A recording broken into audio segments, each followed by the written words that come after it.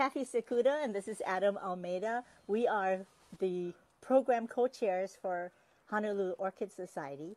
And today we have our esteemed and distinguished guest, Walter Hiraishi. Esteemed. He's going to share with us his many years of knowledge being an orchid enthusiast and a orchid hobbyist, as well as an entrepreneur because he sells these things. But just to let you know, he comes with a very great background. He's a former science teacher, a district specialist, a state specialist in science, and so he knows what he's talking about. But he's also sharing us what he's learned over many years living in Hawaii and our different microclimates. So here's Walter, and he's going to share with us his rock wall, which is behind us. So it's about how to landscape your yard, how to utilize your yard if you don't have a greenhouse, and using your variety of orchids and plants. Right, Walter? Okay. Well, instead of me going through exactly what I'm going to be doing, I think what we'll do is take a tour as to what I have available so you can visually see what has transpired through the years. And if you have a small area, you don't have enough space for a greenhouse, you're going to have to realize that you really don't need a greenhouse. Why? Because if you look at the natural plants in the forest, they're all under certain kind of conditions, and they don't have a greenhouse. That's their greenhouse. So when you bring your plants in from the forest or wherever, Africa or South America, what you're doing is trying to emulate the environment that they were in to your present. And this is what I'm going to try and share with you. Also, because of the limited space that we orchid growers have, besides orchids, you can grow many other kinds of plants, and I'll share that with you eventually. So here we have a rock wall. If you look at the video, you'll find that we have quite a number of different types of plants.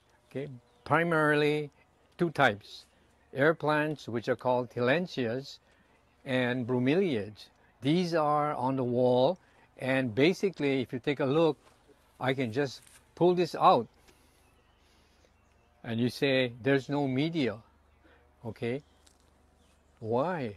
Because these don't need media. What you see here, right here, these are the root system, but these root systems are not to absorb water.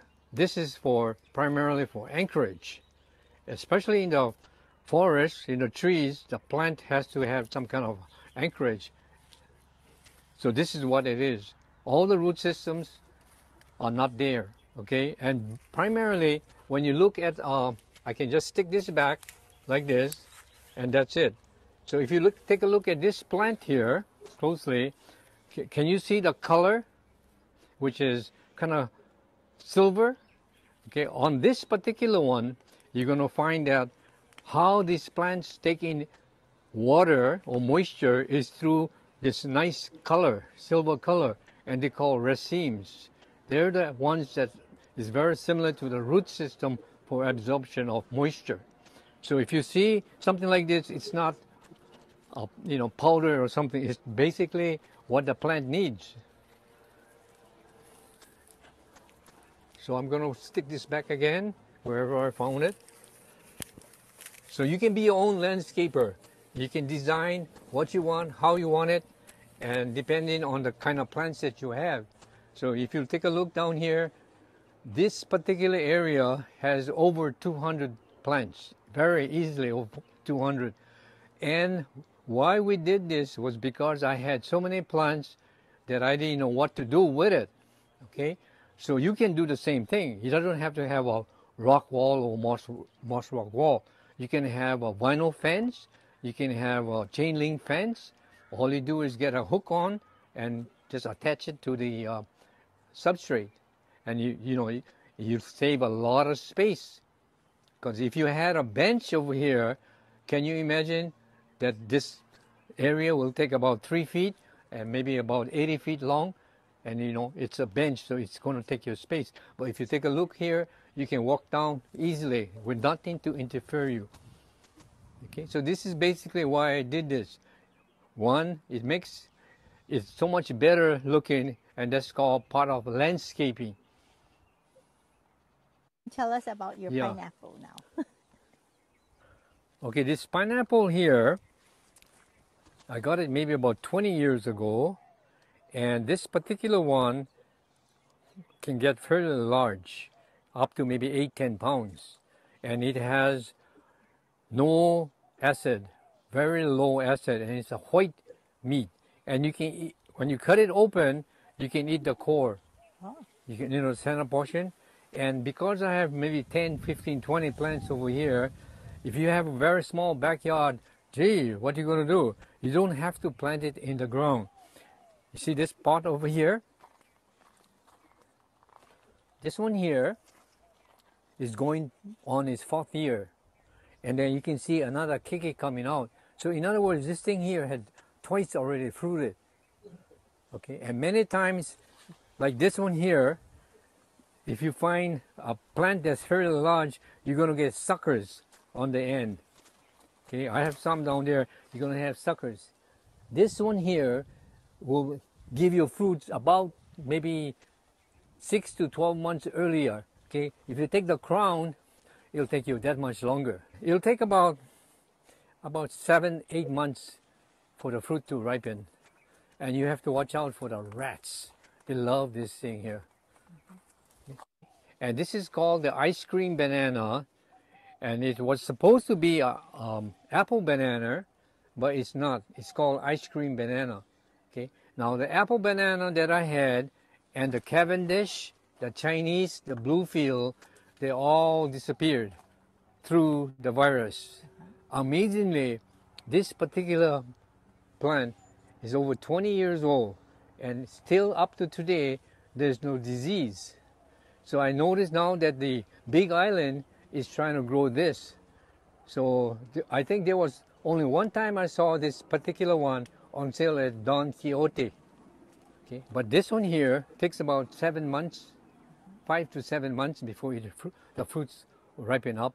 And then this is good because I'll show you why. It gives a lot of shade to the greenhouse. So you grow these fruit plants like this lemon and stuff for shade to your greenhouse. One for shade, you know, cool off the area. Yeah. Because if you have concrete or if it's open space, it's going to get very hot. Okay, so this thing cools off, plus it gives the shade. This flowers here, this plants, I'm going to just spray water. Did you notice the difference? It's redder. Red, much redder, right? So that's just water does to it. No. Then I can, spray something like that down there. So Look the how red water it gets. brings out the color? Yeah, and all tillandsias eventually will flower. Okay, so you can see.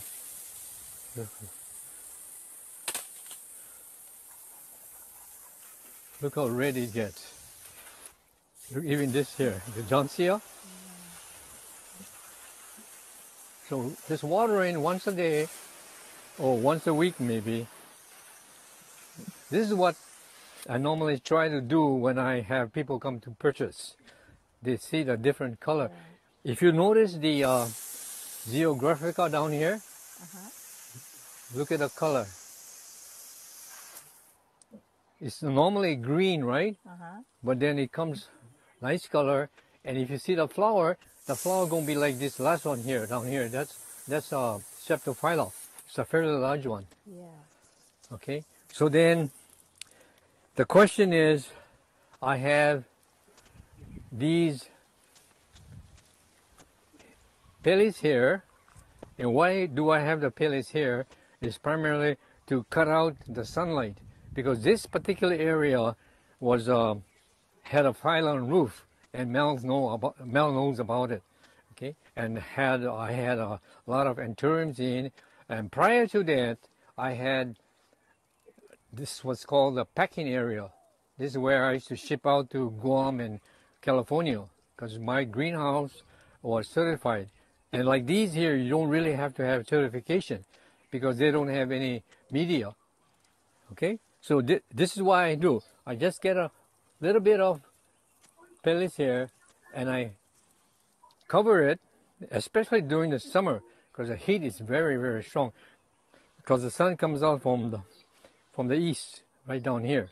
So it'll come over and then it sets on the west side. So, you know, it does have a lot of sunlight. So this is what I do. And some people do this, doesn't do this. What they do is get the shade cloth, small ones, something like this. And then what they do is they put it over. And basically, when you do this, if the cloth, the shade cloth, touches the plant, it's going to burn it because this thing can carry heat. Okay, and you say, oh, how come it's getting white? It's killing all the pigments. So if you use this, make sure that it's a little higher above that thing, so at least, you know, it doesn't contact with the plant surface, especially the leaves. So this is what I don't use. If you have a greenhouse like that, no problem.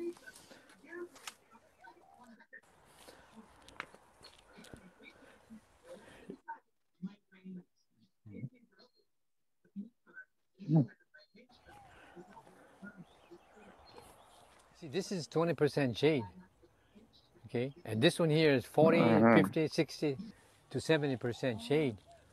So each section of the greenhouse have shade cloth over. If I don't have shade cloth, I may have vandas or other hanging baskets up on the top. Okay, now for those of you that have a very small greenhouse, okay, how do you best utilize your space? If you take a look over here, it looks like a jungle. It is really a jungle with no animals except us four here. Okay, and you notice that there's a lot of plants that are hanging. Okay, these are vandas, honohonos, you know, bulbophyllums and ceropetalum and whatever. And why I hang these multi-reason why. Number one, if I were to put all of these on a bench, I will have to remove at least 4 benches less, okay? So that means I get that much less space. Okay? But I usually hang these here, and they also provide some kind of a shade. Okay? You know, it can be 40 to 50% shade. And they love, vandas especially, love to be hanging because they like to have their roots come out. And you notice that I have a lot of palest hair.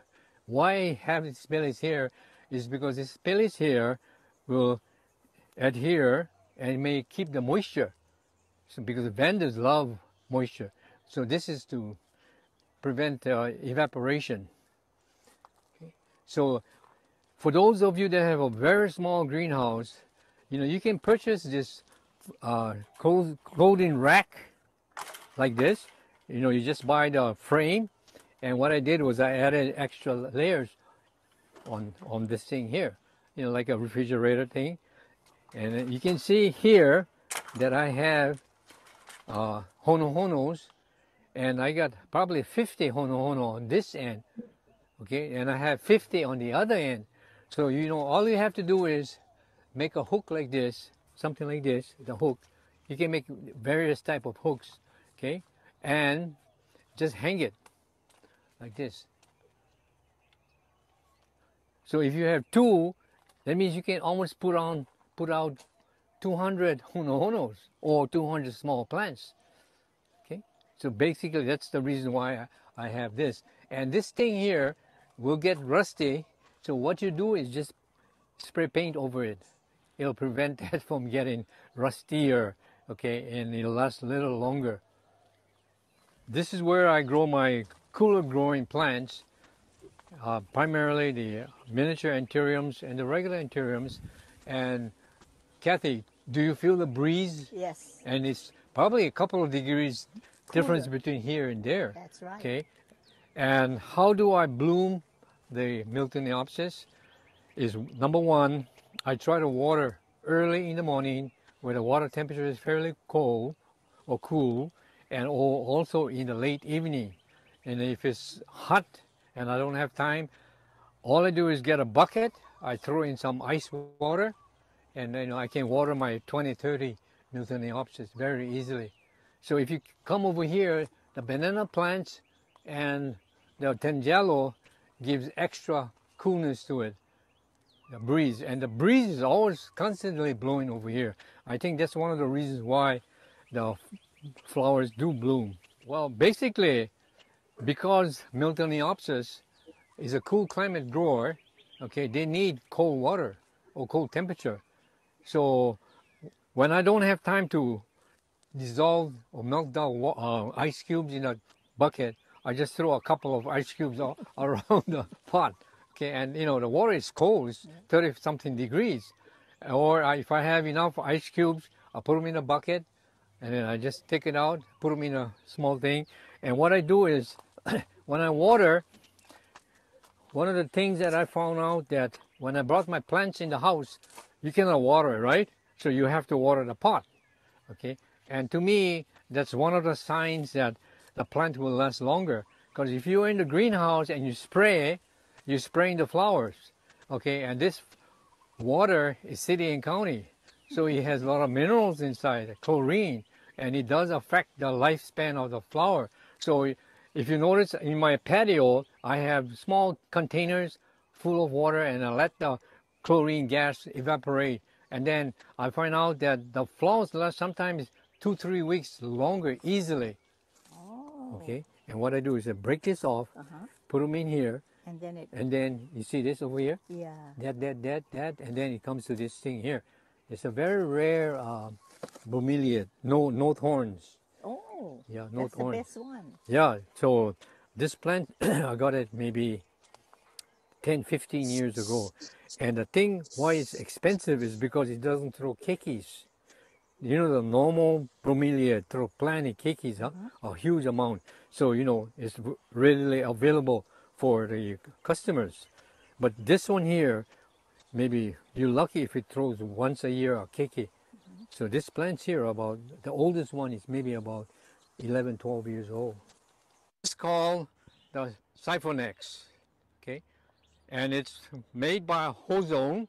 You can purchase from many outlets like Amazon, Home Depot, Lowe's, and whatever else. And I've been using this for maybe about 20 years or more, and I find it's very helpful for me. So now, if you look at this thing here, this is where it attaches to your pipe right over here. And you can see I have one already attached, and I have the tube coming down. The tube coming down is primarily to suck up the liquid that's in here. If it's fertilizer, you use that. If it's insecticide, you use that. So this is what it is. And one of the things about this Siphonex is that it has a backflow preventer. In other words, when you put this thing into the water, it will not suck up the water when it's not in use. Okay, so or if you want to be doubly sure, you can just pull out this little black tube out of the container where the chemical is located. Okay, the Ozone or the Siphonex, the ratio is 1:16. 1 part to 16 parts. That's the normal rate of absorption. Now what I do is this. For me, I have success just using 2 to 3 tablespoons per gallon of water in the Ozone. And it has been successful for me. And what I do is when you fertilize, like anything else, people like to eat different things. Okay, they don't just want to eat poi or rice. They need a supplement. And these particular ones, fertilizer, there's many variations that you can get, many different companies. And I have 2 here. Notice the word Orchid and Super Bloom. Now, this Orchid simply means that this one here is a 20-10-10 or 10-20-20, the ratio. So this is almost like a balanced fertilizer. You can use that. And when I find that the plants are going to be blooming in maybe about 2 months, I would use this. It's called the super bloomer. And the middle number 1256 6. So the middle number will indicate that it's going to force the plant to throw a lot of flowers. So this is the one I use, Scott. There's many variations, and I try to use different kind of fertilizer throughout the year, not the same one, because the plant is like human. They get tired of one, they're not going to accept it readily. And yet at the same time, I can use this slow release fertilizer, okay, Osmocote and Nutricote. One of the questions that people ask is, how often do I fertilize? I try to fertilize as often as I can, maybe once in 4 days or maybe once in 5 days. And what I do is I will not give the recommended dosage, and in the direction they may say 1 teaspoon or 1 tablespoon of chemical to water. What I do is I break it down, and I may have given only 1/4 or 1/3, and that way there I will spray more often. Okay, it's just like the human being. If you take too many pills at one time because you say, oh, I forgot to take last week and I need to take 5 more, try and take it all at once. You're going to have some ill effects. It's the same thing with the plants. So what I do is when I spray, I make the solution very weak, and then I spray. Okay, then when I spray, I make sure that, because a lot of my plants are hanging, what I do is as much as possible I try to spray just the bottom portion. Okay, just the bottom portion, not the whole thing unless it's you're going to have to, but basically I try to spray the vandas and other plants the bottom portion, because that's where the root system is. If you spray on the top, you're going to have what is known as a crown rot, similar to like phalaenopsis. So try to prevent that, spraying the water from the top. It's maybe good to clean, to sanitize the plants every so often, but you have the natural rainwater that will do this job. So basically that's what I do. And as I said, when I water my plants with a fertilizer, spray only the media and the roots, not the flowers, because the flowers will not love the urea material. It's almost like putting bleach on, and you might say, oh, I thought my plant flowers were supposed to last 1 month and it lasted only 1 week. Okay, why? It's because you put elements that are not favorable to the flowers, and therefore it's going to kind of shrivel up. Asexual reproduction, in other words, you use the word keiki, offshoot, or whatever term you want, but it's plants that come out from the side. So I'm going to show you one plant like this. It didn't provide me that much flower, okay, but look at this plant. Look how many keikis it has. Okay, now you say, how come this kind of plant gives a lot of keikis? Now I can say the same thing about this. And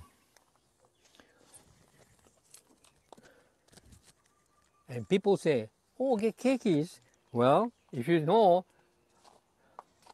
the hono is just famous for giving keikis. Okay, and then in 2 years you might get new plants and new flower. Okay, so this is one. Okay, and how do I know when it's ready? Make sure that the root system has nice white with green tips. Okay, don't try to pick it too early. Okay, and this is ready already, you can see. Okay, you can put it into a media, and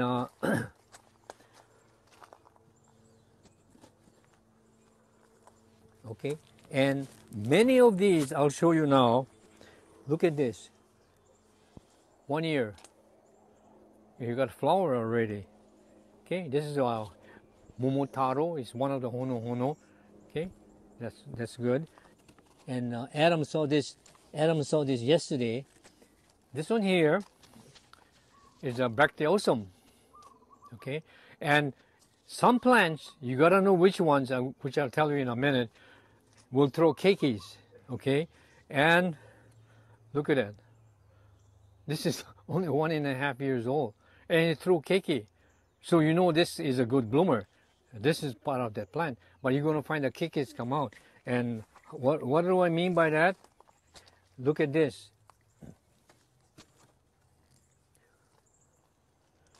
This is a fairly young plant. Okay, it's called Dendrobium stardust. It's a beautiful orange color. It's a fairly new plant.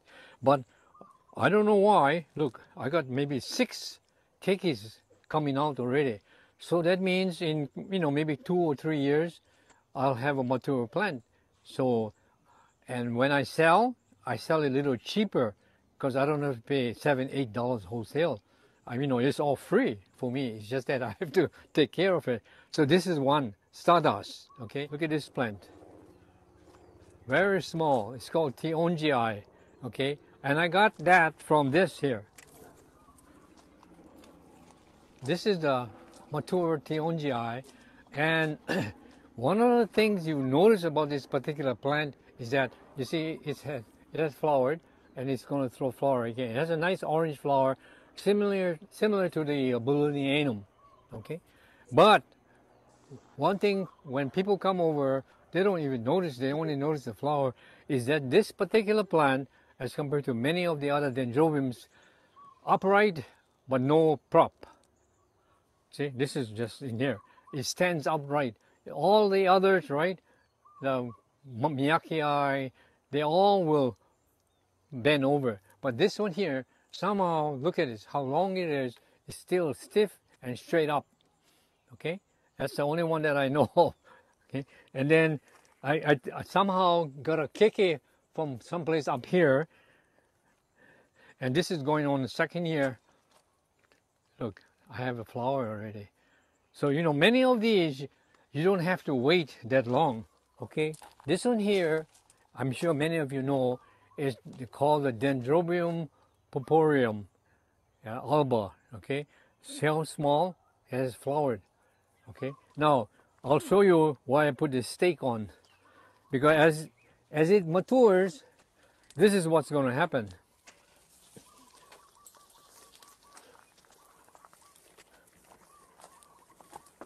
It's going to be this tall. Look at it. Easy 5 feet high. Okay, and this thing will droop over. Okay, why? This is the purpureum. Okay, similar to the one I showed you. This is kind of yellow orange, but this is go upright. Well, this one here, look, it all falls down. I'd like to share with you some of the plants that I grow in the greenhouse. For instance, you take a look at this particular Bracteosum, and this flower has lasted well over 3 months. So when you go and purchase plants, make sure you know how long the plants last. If you want plants that last only 2 weeks, fine. But normally you want plants that last at least a month or longer. This is already in its 3rd or going to its 4th month. Okay. Next one is this green lenten. It's a dendrobium, and you can see it's about the same. It have bloomed in early April, May, June. So it's 2.5 months going on 3. So you want plants that last a long time. I have another one here.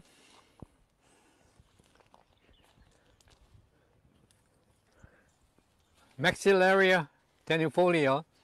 You notice the size, and it is quite a number of flowers. And these flowers last fairly long too. And the one thing I like about that is that the flowers reach out.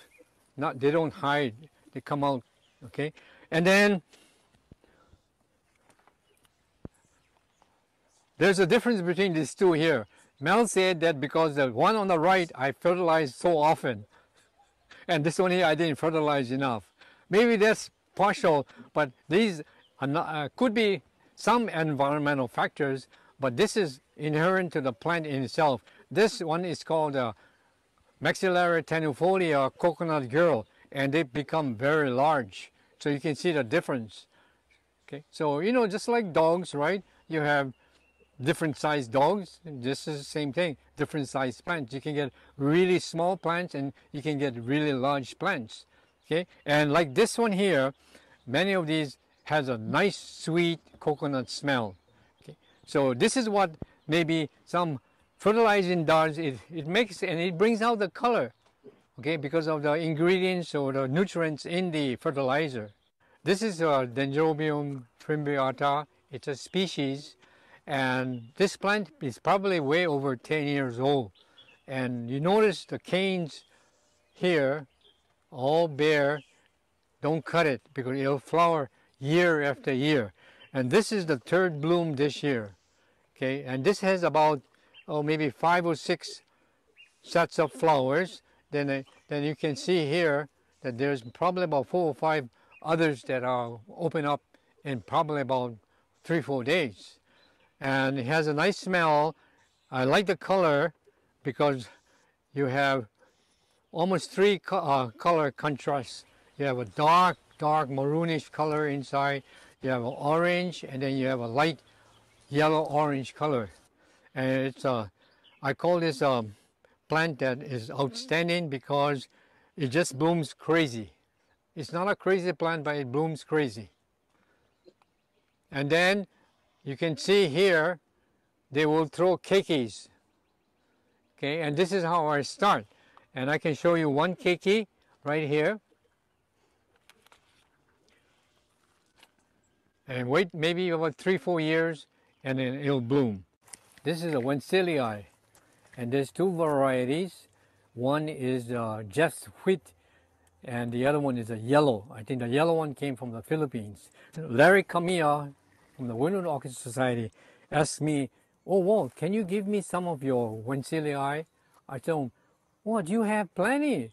You know, because he also sells. So he told me, "But yours is different." I said, "It's the same, no different." But he said, "Yours, the flower comes over the leaves. His one is all inside here. You know, like the tenifolia, you know, it's the inside. But this one here goes up, so you see the brightness. You can break it up very easily, and it multiplies real fast. The only suggestion I make is this. Just break it up, put it in. You can put in maybe sphagnum moss, or you can put in a coconut husk and put it in. And this has been just about a year. Okay, now some people like to put in big amount. Okay, I always start off with a small amount. See, like, look at this. This is fairly large already, right? But this one is maybe about 5 or 6 years old. Look at this. I just put it in maybe about almost last year. Small. Okay, why? Because when you transplant, you know, the plant gets weak, so it might be susceptible to rot, and you don't want the whole thing to rot. So, you know, you just get this. If this rots, you can still make another one. Hey, yeah, thank you, Walter. This is very informative. I learned a lot. Mel learned a lot too, even if he knows a lot. Mel is an expert already. I think he learned about the ice cubes.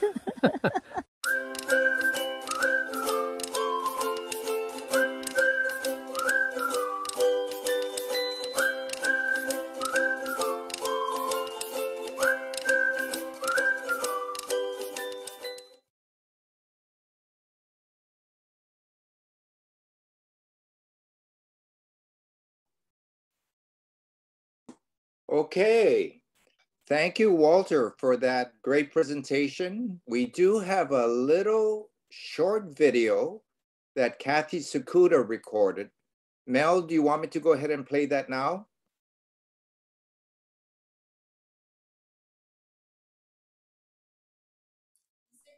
Yeah, go ahead. Go ahead. Okay. So Kathy was so inspired, she wanted to put some of this information into action. We just heard Walter's talk about putting your plants onto the rock wall. And so here's a rock wall. So Robert, can you pan this rock wall? I have a rock wall, and Walter gave me all the, I guess it's called air plants and tillandsias and funkianas. So he said it's really easy. Just stick it in the grooves of the wall and it'll thrive. So here goes. He said just poke it in.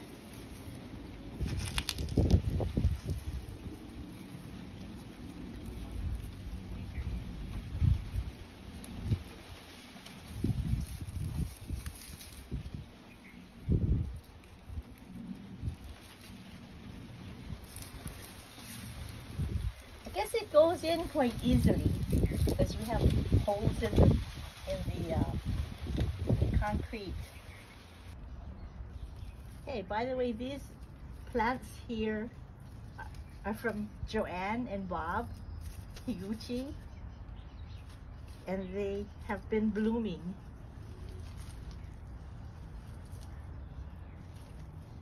Okay, that's it. We'll see how this does, and we'll check it out next month. Thank you. Thank you, Walter. So thank you very much, Kathy. You were inspired, and so now you take advantage of your rock wall. The rest of us may or may not have that, but we can improvise. Other walls might also be possible, or things we can try to hang our tillandsia or other plants on. I know at my house, what we do is we use wire. We have some telephone wire and we wire it up. So let's go ahead and open things up for any questions for Walter. Anyone have questions?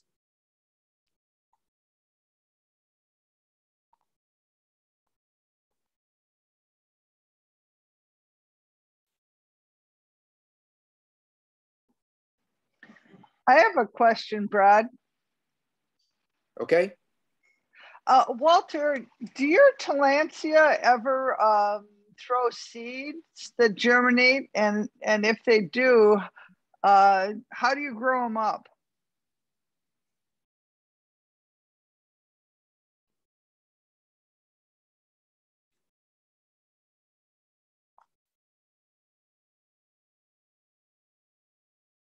Well, go ahead. Sorry. The tillandsia, if you notice, like the funkiana, may throw a flower, but as soon as the flower pops up, what you're going to see is that the main plant normally would die off. And then you'll have a lot of small kikis on the side. So you don't really have to pollinate or make new ones unless you're a breeder and you want to get different types. And a lot of people do that. I get some of my plants from California, Bird Rock Nursery, and they do a lot of pollinations. And I really don't have any idea how to pollinate except for the bulbosa, the Tillandsia bulbosa, or the Belize family. That there, I just got a toothpick and I pollinated the flowers, and then I left it on the sphagnum moss, and lo and behold, the new kikis came out about 8 months later. Yeah, does that answer? Thank you. Yeah, no, I had some that must have pollinated each other, and I have little tiny ones, but I don't know how to. I mean, so they landed on some sphagnum, but they're really small, and I wondered if there's something I should do to encourage them. No, I think you just have to be patient because a lot of the tillandsias are very slow growing. Like for instance, if you take the ionata, the kind of red ball, those, it takes maybe 10 years to form a ball as compared to some other kind of plants. You can make a ball, like for instance, the Schildiana, the Tillandsia Schildiana, and the Jansia, it'll take a very short while. So that particular one, when you go to the market, it's a little cheaper. You needed to use a bit more syrup. Thank you. You're welcome. We have a member in our orchid club at the Kona Daikuji Orchid Club, Peter DeMello. He does tillandsia, he does hybrids here in Kona, and he has a Instagram page. And if you want to look him up, or he might be able to answer some of your questions too. If you're ever in Kona, he has a farm, or I guess he does small tours. His place is above the airport on Kaiminani. And he does a lot of informational, and he has a nice selection of Tillandsias and how he, I guess, grows them and whatever else. Well, So basically, my Tillandsias are just hanging. You know, the maintenance and the care is very limited. The only thing with the Tillandsia is that you have to make sure that when you water, okay, the water is removed from the plant within maybe 3-4 hours. If it rains constantly, you know, it's going to be something like a crown rock. The thing from the center is going to die off. So if you have a ball, you know, a round ball, and then you hang it and it rains for maybe 3-4 weeks in a row, you got to watch out. And all of a sudden, you're going to find that the thing just dropped because the inside rotted. So what I do is, instead of just putting the plants together, I get a small wiffle ball. You know the wiffle ball? Okay, all the holes. There's 27 holes in it. And each one you put plant in. And then that'll prevent the rot from occurring. Okay. Anything else? Walter, this is Kathy Sakuda. You have so many plants. And I asked you this before. What is your most prized plant in your collection? I'll tell you some of my secret. My best plant is from China. It's a silk one. You don't have to maintain it at all. Just wipe it off, the dust. No, actually, my best, I'm just kidding. My best plant so far, too many to name. Okay? Too many to name because I've been growing plants for over 40 years. But one particular one that stands out to me is the Wensilii that just read. Because I got this plant maybe about 25, 30 years ago. Okay, maybe the mother plant kind of passed away, but that thing throws so many keikis. Not keikis, but you know, you can just break it up into smaller sections because that Wensilii is fairly strong. And when you put it in a pot with the right media or the right conditions, it'll really profusely, you know, add more small stems to it. So that's one of my better ones, the Wensilii. Then Dendrochilum. In fact, most Dendrochilums you can asexually reproduce just by cutting off a section and let it maybe dry for a couple of days. Because I noticed a lot of people, when they cut the flower or the plant, what they do is they get the potting mix or the media, and they immediately will get another pot and they put the plant in with the media. Now, it's like a wound, you know, if you cut it, there's a wound, right? For you to heal, you have to have a what? Scab, right? Like thing. Okay? Oh, like a scab. Yeah. And then what happens is because the plant is not able to absorb too much water, okay, because it has an open wound. That's what I mean. You know, it has form a keloid first. That's to prevent the water from going in. So that's what I do as one of my things. So I make sure that anytime I propagate stems and whatnot, I leave it out for maybe 2 days. It's just like a small piece of glue attached on the bottom to prevent the water from going in. That's where you get a rot, especially with herbaceous plant, you know, that has no bark. Okay, thank you. Welcome.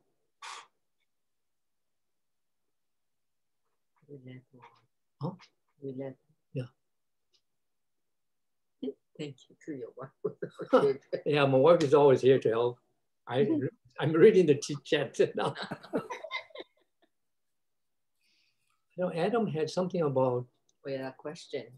Adam, you had a question about the Frimbiatum? Oh no, I was responding to Sean was asking what that plant was. Oh, okay. Yeah. So whoever it was, maybe hopefully you help him out. You know that Peter DiMello from the big Peter DeMello, was he selling at the Honolulu Foster Botanical Gardens? I believe he does. He has, I think, something in Honolulu. I think he said he had property here, and he sells in Honolulu too. Yeah, okay. I think I saw him. I went there a couple of times just to see what that person had. I remember his name, DeMello. Yeah, I didn't know he lived in Kona now. I got the information through Scott Mitamura. Well, he has a house in Nuuanu too, where his mom used to live in Nuuanu, so he stays there sometimes when he comes here to sell or whatever. He sells at the Xeriscape Garden too. Mm. Oh, Kona Daifukuji.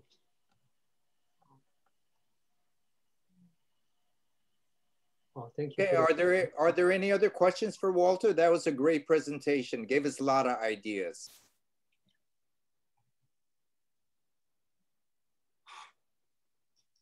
There were a few comments where people are interested in maybe building a rock wall so they can take advantage of some of these ideas. Yeah, the best rock wall is marsh rock, because you get puka, it's natural. Right. Right. You get blue rock, and that's well. And then if the plants don't do well, you can just remove them and replace them with another plant. That's correct. Right. You don't have to repot or do anything. No media, nothing. Just pull it out. As far as Peter DeMello just grows rocks on. I mean, has piles of rocks, and he just throws his Tillandsias on top of them. Mm-hmm. It's like a rock mound. Walter, okay. how I have to just ask one more question to Walter. Okay, I stuck those plants in a couple days ago, and Ruby told me don't water the plant, water your wall. I did that, but they still fall out. So do you have to keep put them back into the rock wall? Well, you know, if the plant falls off the rock wall, it simply means that the hole is too large, or the hole or the plant you gave me is too small. The plant smaller or bigger, or you can get, you know, small rocks and put it in. Oh, put it inside. Okay. You don't want to expose the rock to the leaves, because the rock carries a tremendous amount of heat, right? Oh. I mean, you know, when you walk on the concrete, if you're barefoot, you know how much the temperature is. So when people ask me, you know, my plant is starting to die because, you know, they water in the morning, and I said, what kind of media are you using? And they say, oh, the regular peat moss and whatnot. Oh, and then so that the plant don't fall over, I put big blue rock inside. And I said, is the rock attached on the stem of the plant? They say, yeah, that plant is dying because the rock produces heat, right? And it's transferred onto the rock on the plant. So I tell them, well, what you can do is just cover it with some kind of fur bark. That'll prevent. Or you can even use pellets here. Yeah. So next time you come over, take a picture of your wall, and then I'll give you the right size. Use sticks. Old branches. Or get a drill, right? Drill the rock. Well, thank you, Walter and Ruby. That was really a great presentation. And we did learn a lot. Thank you for your extra help, especially to Mel also.